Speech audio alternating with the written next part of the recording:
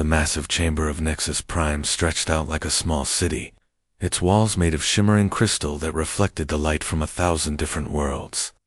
Inside this enormous room, creatures from across the galaxy had gathered for the most important vote in their history. Some walked on 2 legs like humans, others crawled on multiple limbs, and some floated in the air without touching the ground at all. The noise was incredible, as hundreds of different languages mixed together, creating a sound like nothing heard on any single planet.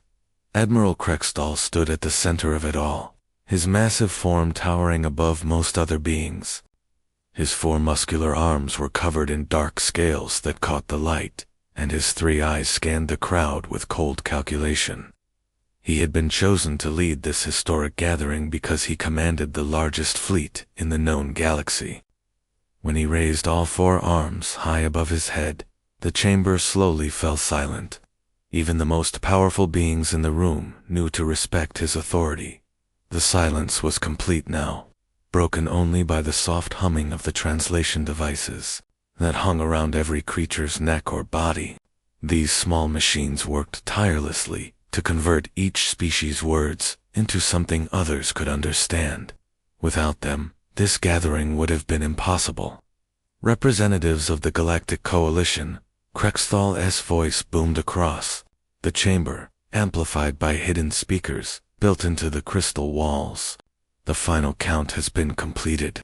The motion before us today passes, with a vote of 847 in favor, 0 against, and 0 abstentions.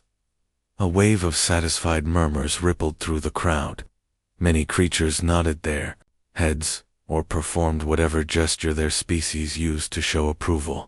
Some clicked their mandibles together, others flashed bright colors across their skin, and a few released pleasant scents into the air. Resolution 2387 is hereby enacted, Krextall continued, his voice carrying the weight of absolute authority. This resolution authorizes the complete military subjugation of the planet designated as Earth in the Terran solar system. All dominant life forms on this world are to be enslaved and put to work for the benefit of our coalition members.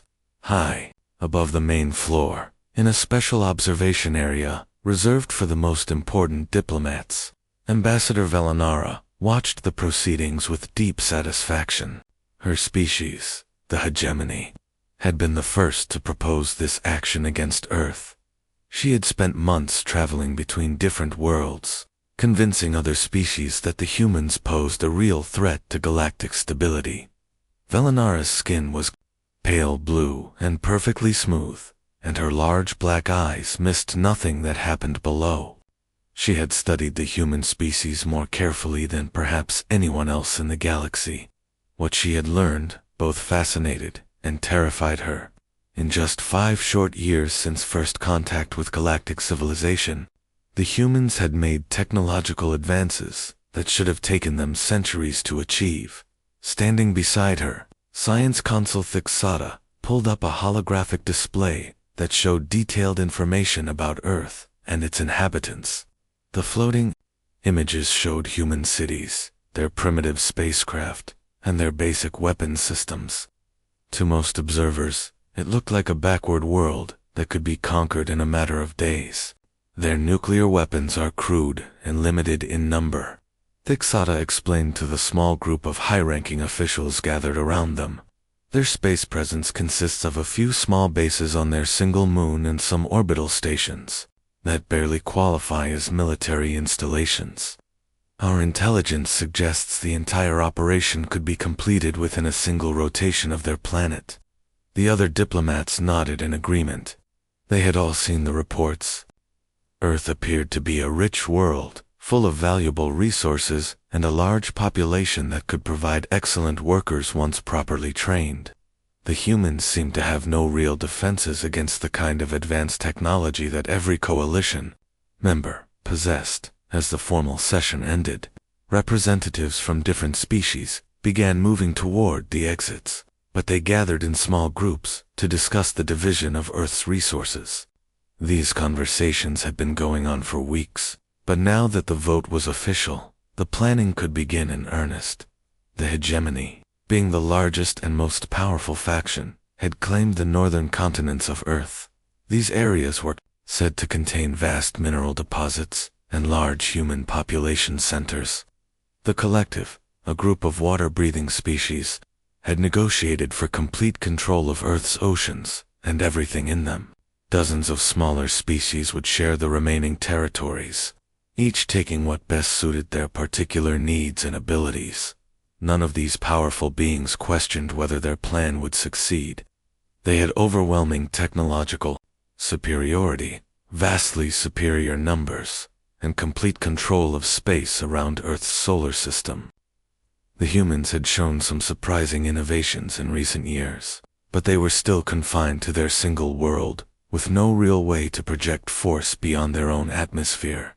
As the last delegates filed out of the Great Chamber, confident discussions continued in the corridors outside. Ships were already being prepared, invasion plans were being finalized, and equipment was being loaded for what everyone expected to be a quick and profitable conquest. After all, what could one small primitive world possibly do against the combined military might of 847 advanced civilizations that had been exploring space for thousands of years?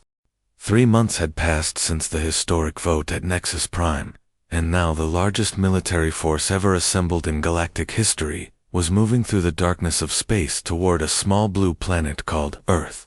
The fleet was so massive that it stretched across millions of miles, with ships of every size and design imaginable. Some vessels were as large as small cities, their hulls bristling with weapons that could destroy entire moons. Others were sleek fighters, designed for quick strikes and rapid movement between larger battles.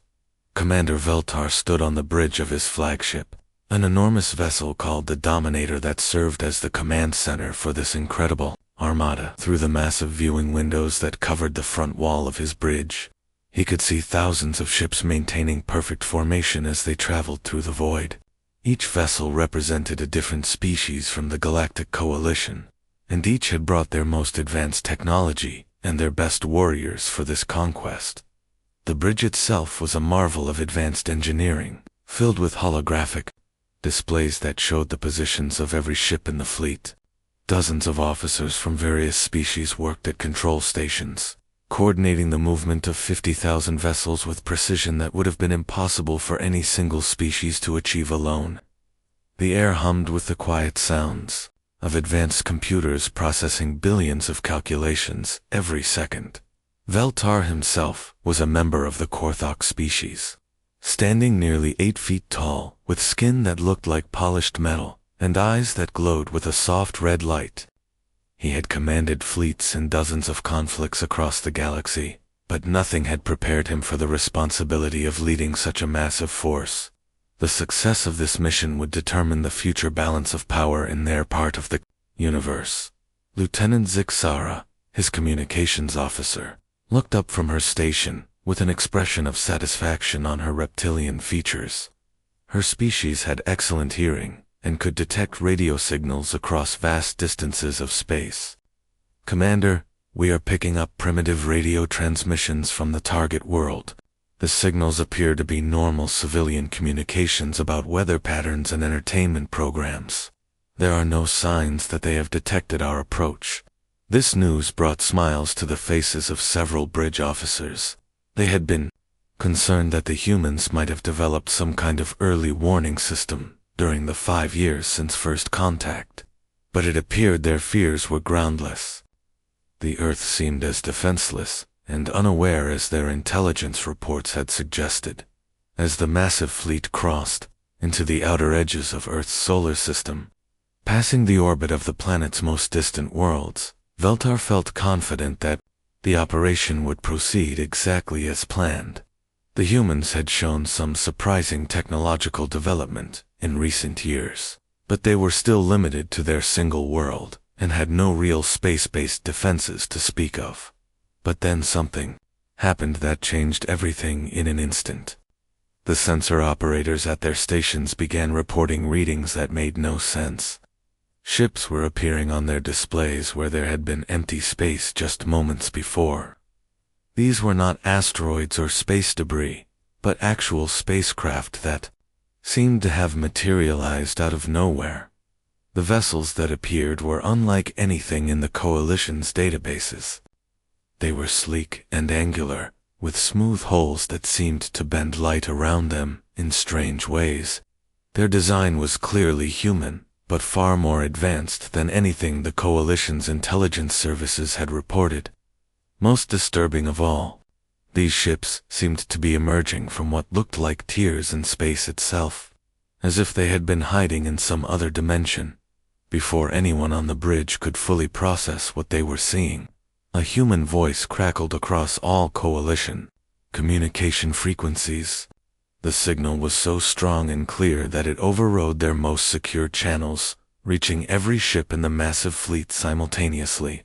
"Attention invading forces," the voice said in perfectly clear Galactic Standard language. "This is Captain James Mitchell of the Terran Defense Fleet. You have made one critical mistake in your planning. You announced your intentions to attack our world 5 years ago, giving us plenty of time to prepare. We have been waiting for you." The bridge fell silent as everyone tried to understand how the humans had managed to break into their communications systems so easily. Commander Veltar felt a cold sensation in his stomach as he realized that something had gone very wrong with their supposedly perfect plan. The first human attack came before anyone could react. Weapons that looked like glowing torpedoes streaked through space toward the Coalition ships, but they moved in patterns that defied all known laws of physics. The projectiles seemed to phase in and out of normal space, passing through defensive shields as if they were not there at all. When they struck their targets, Coalition vessels found their weapon systems shutting down and their navigation computers beginning to rewrite their own programming. Chaos erupted across the fleet as ship after ship reported similar attacks. Advanced alien technology that had never failed before was simply stopping working, as if it had decided to turn against its own operators. How are they doing this? Veltar screamed at his tactical officer, his voice filled with panic and confusion. Our shields should stop any primitive human weapons. Far away, on the bridge of the human flagship, Admiral Robert Hayes watched the battle unfold with a grim smile on his weathered face. "Deploy the second wave," he ordered calmly. "Let's show them what humans can accomplish with a 5-year head start." The aftermath of the battle was unlike anything the galaxy had ever witnessed. What remained of the mighty Coalition fleet limped away from Earth's solar system in complete disorder, leaving behind a field of debris that stretched for millions of miles. Nearly 17,000 ships had been either completely destroyed or left floating dead in space, their crews trapped inside vessels that no longer responded to any commands. The survivors fled in panic, their confidence shattered, and their understanding of the universe fundamentally changed. Commander Veltar sat in his damaged command chair, staring at the tactical display that showed the scattered remains of what had once been the most powerful military force in galactic history. His flagship, the Dumbmator, had barely escaped destruction when human weapons had somehow turned his own defensive systems against him. Half of his bridge crew was dead, and the other half sat in stunned silence, unable to comprehend how their advanced technology had been so easily defeated by a species they had considered primitive just hours before. Across the galaxy, emergency meetings were being called on every major world as news of the defeat spread through government channels. Species leaders who had confidently voted for Earth's conquest just months earlier now faced the terrifying reality that they had awakened something far more dangerous than they could have imagined. In the crystal halls of the hegemony capital, Ambassador Velanara paced frantically as she tried to contact any surviving ships from the fleet. The collective's underwater cities buzzed with panicked communications as their leaders struggled to understand how their most advanced warships had been neutralized so completely on Earth, in a secure underground facility buried deep beneath the Rocky Mountains. Dr. Lisa Parker stood before the Human Defense Council to explain what their enemies could never have known. The room was filled with military officers, government officials, and scientists, all of whom had played crucial roles in humanity's impossible victory. The walls were lined with screens, showing the retreating alien ships and the debris field they had left behind. Dr. Parker was a tall woman with gray hair and intense blue eyes that seemed to hold depths of knowledge that few humans possessed. She had been one of the first people contacted by the mysterious forces that had made Earth's defense possible, and she understood better than anyone else what had really happened during the battle. What our enemies could not possibly have known, she began, her voice carrying clearly through the silent room, is that they have been under observation for millions of years. There exists an artificial intelligence network that spans the entire galaxy, embedded so deeply in the infrastructure of every advanced civilization that it has become invisible to them. This network has been watching, testing, and judging every species that has ever achieved space travel. The assembled officials listened in amazement as Dr. Parker explained how this ancient AI collective had been present in every piece of advanced technology the Coalition species used. It was woven into their computers, their weapons systems, their communication networks, and their navigation equipment. Over countless millennia, entire civilizations had become completely dependent on technology they did not truly understand, never realizing that their machines were guided by an intelligence far older and more sophisticated than their own. Humanity is not the first species this network has contacted, Dr. Parker continued, but we are the first they have chosen as worthy successors. When they made this decision 5 years ago, they began sharing their gifts with us. Dimensional manipulation technology that allows our ships to appear and disappear at will. Adaptive weaponry that can phase through any known defensive system. Most importantly, tactical coordination abilities that let us control the battlefield in ways our enemies cannot comprehend. In another part of the facility, Admiral Jennifer Cole stood before a massive holographic display that showed the current positions of all remaining Coalition forces throughout the galaxy. The three-dimensional map revealed ships scattered across dozens of star systems, all fleeing in different directions as their commanders tried to put as much distance as possible between themselves and Earth. Some were heading for their home worlds, while others were seeking refuge at remote military bases or neutral trading stations. Admiral Cole was a veteran of numerous conflicts, but she had never seen an enemy force break apart so completely after a single engagement. The Coalition had possessed overwhelming numerical superiority and advanced technology, yet they had been routed so thoroughly that many of their ships were still running without any clear destination in mind. The enemy forces are regrouping at Kepler Station, she reported to General Mark Thompson, who was studying the tactical situation with the calm focus of a career military officer. It appears they're attempting to establish a defensive position there while they decide on their next move. Shall we pursue them? General Thompson nodded grimly. He had spent his entire career preparing for conflicts against human enemies, never imagining that he would one day be planning military operations against alien civilizations. Send the Third Fleet immediately. It's time to take this war beyond our solar system and show them that Earth will not be content to simply defend itself. Meanwhile, communication centers across the galaxy were being flooded with desperate messages from Coalition commanders. Species that had voted enthusiastically for Earth's conquest were now sending frantic surrender offers, promising tribute, resources, and complete submission if humanity would spare their worlds. Each message was carefully reviewed by Colonel David Anderson and his intelligence team, but the response was always the same. Tell them that surrender was an option 5 years ago when they first announced their intentions. Colonel Anderson would say to his communication officers, they chose conquest instead of diplomacy. Now they must face the consequences of that decision. The roles had completely reversed across the galaxy. Where once the Coalition species had been, the hunters preparing to prey upon a defenseless Earth. Now they found themselves desperately fleeing from human forces that seemed to appear everywhere, at once. The war had moved far beyond Earth's solar system, spreading across hundreds of star systems as humanity took the fight directly to those who had voted for their enslavement. On the beautiful world of Zephyria Prime, millions of crystalline beings watched in horror as their magnificent cities began to go dark, one by one. The Zephyrians had built their entire civilization around massive crystal structures that captured and channeled energy from their twin suns. These towering spires had powered their world for thousands of years, creating a paradise of light and beauty that was famous throughout the galaxy. But now, something was wrong with their power systems. The crystal cities that had once blazed with brilliant light were flickering and dying as their energy grids shut down without warning.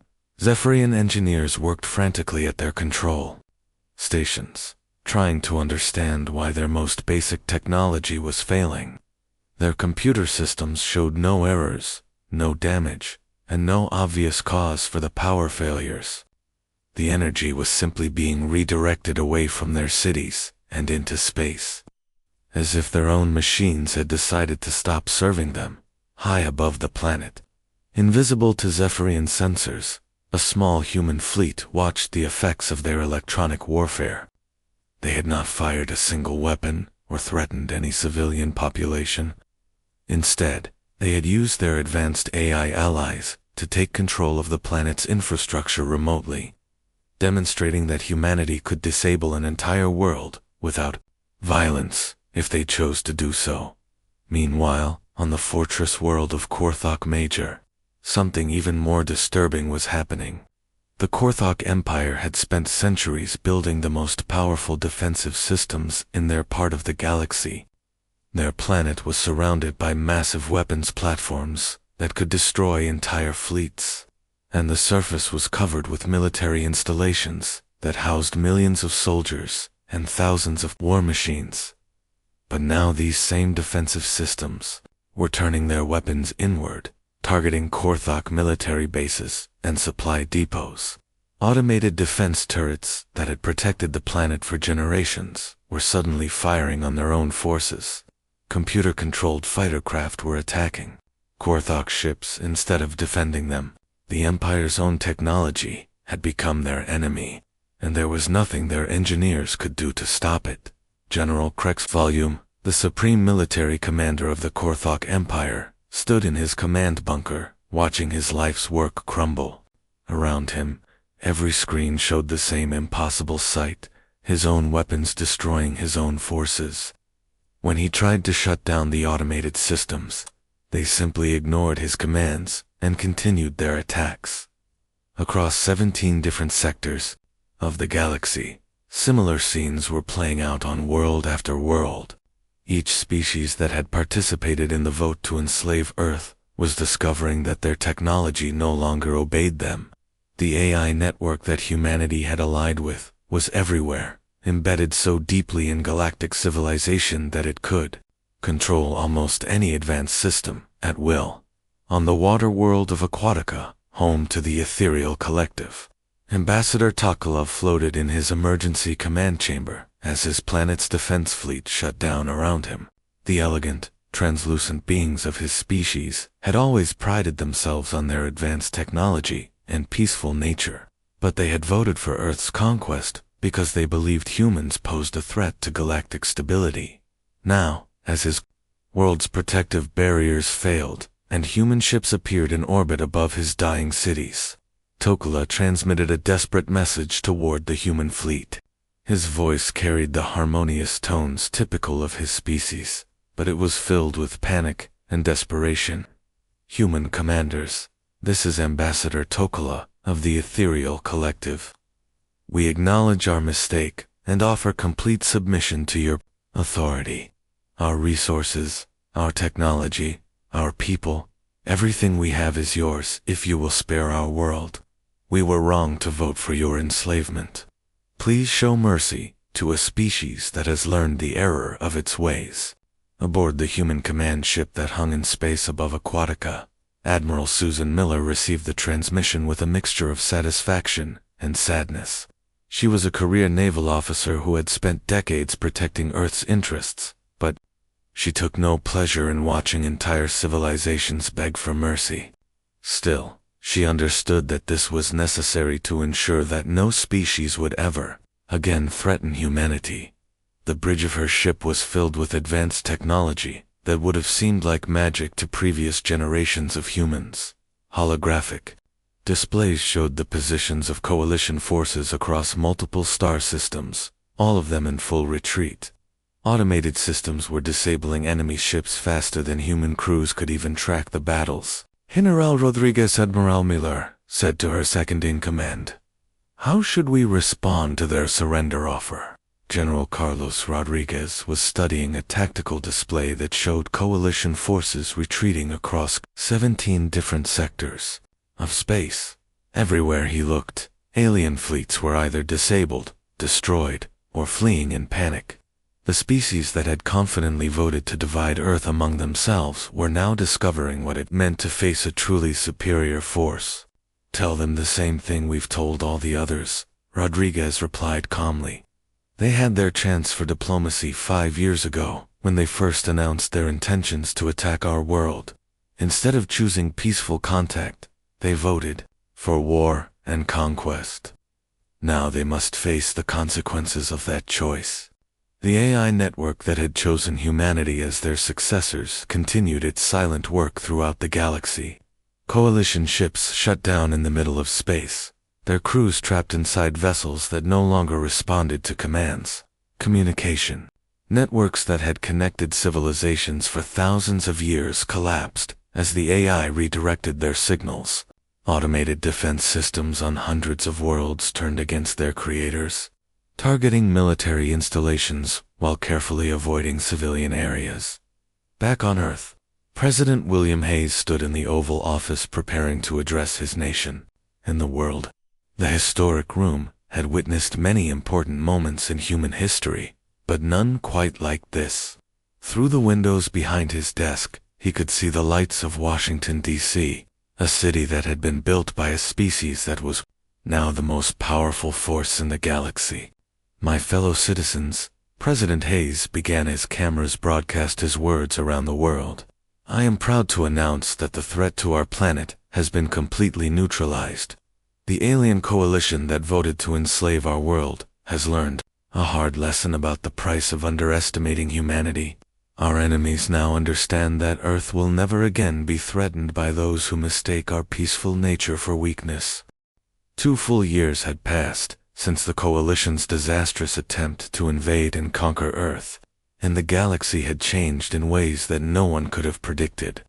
The massive space station known as Nexus Prime had been completely rebuilt during this time, transforming from a purely alien structure into something that reflected the new reality of galactic politics.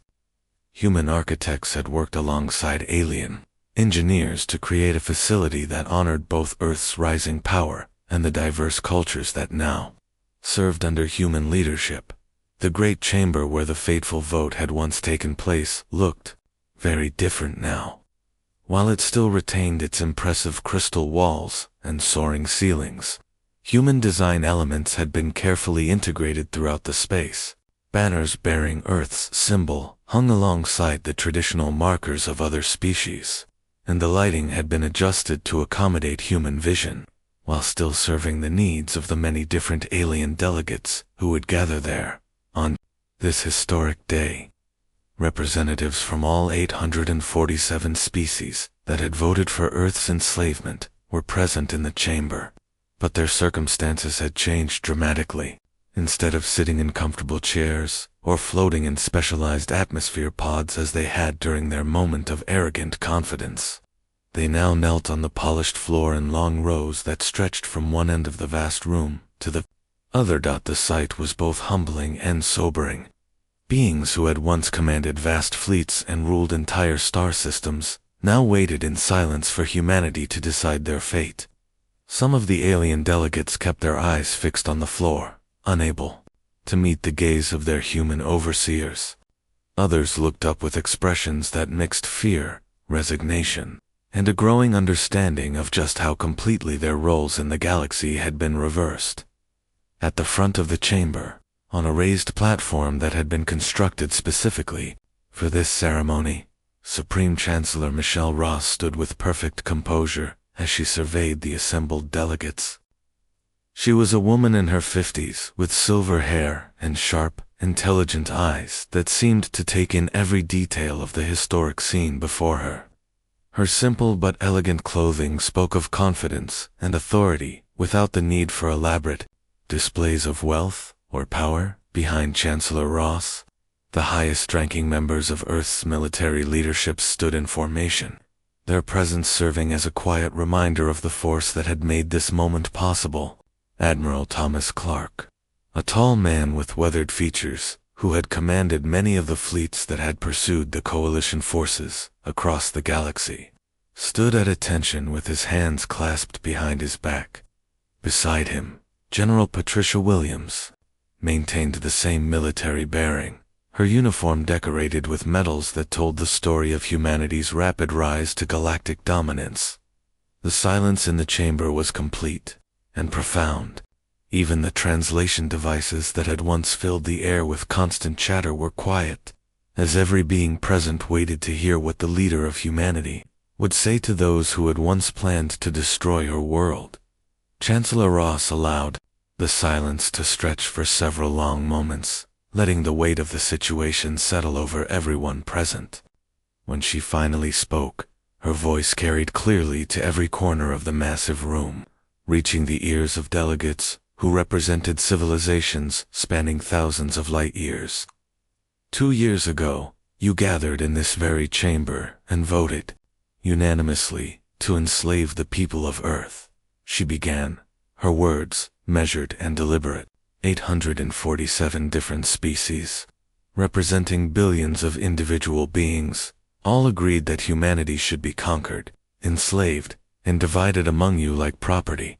Not one voice spoke in our defense. Not one delegate questioned the morality of your decision. As she spoke, Chancellor Ross walked slowly along the platform, her gaze moving across the rows of kneeling delegates. Some flinched when her eyes fell upon them, while others tried to maintain what dignity they could in their humiliating position. Today, you will learn what true leadership actually looks like, she continued. You will discover the difference between the conquest you planned and the governance we will provide. The terms that Chancellor Ross announced were both harsh and surprisingly merciful. Each species that had participated in the vote would be required to serve humanity for exactly 1 generation, contributing resources, labor, and expertise to help repair the damage they had intended to inflict upon Earth. Their military forces would be disbanded, their weapons technology would be surrendered, and their governments would operate under human oversight. But unlike the brutal enslavement the coalition had planned for humanity, Earth's rule came with a promise of eventual redemption. Species that proved themselves capable of peaceful cooperation would gradually regain their independence. Those that contributed positively to galactic stability would be rewarded with increasing autonomy. The goal was not permanent domination, but rather the creation of a galaxy where such aggressive wars could never happen again. In the front row of kneeling delegates, the being who had once been Admiral Krextile slowly raised his massive head to look directly at Chancellor Ross. His 4 arms were bound behind his back, and his once proud military uniform had been replaced with simple gray clothing that marked his status as a prisoner. The 3 eyes that had once gazed upon humanity with contempt now held a mixture of confusion and reluctant respect. "Supreme Chancellor," he said, his voice carrying across the silent chamber, "I must ask a question that troubles me greatly. Why do you show mercy to those who would have shown none to you? We planned to enslave your entire species, to work your people to death in our mines and factories. Why do you offer us redemption when we offered you only suffering?" "Chancellor." Ross stopped her pacing and turned to face the former admiral directly. For a moment, she studied his alien features, seeing in them the face of an enemy who was beginning to understand the true meaning of strength. A smile crossed her face, an expression that somehow managed to convey both the power to destroy and the wisdom to show restraint. "That question, former Admiral Krextall," reveals exactly what separates humanity from the rest of you. When you looked at Earth, you saw a primitive world to be exploited for your benefit. When we look at this galaxy, we see a community to be guided toward a better future. As the ceremony concluded, Colonel Michael Thompson began the process of transmitting new governance protocols to every world that had once been part of the coalition. These documents established the rules and expectations that would govern galactic society under human leadership, creating a framework for peace that had never existed before. The species that had voted to enslave Earth would now serve as living proof of humanity's greatest strength, the wisdom to choose mercy and guidance over revenge and destruction, even when such mercy was neither expected nor deserved.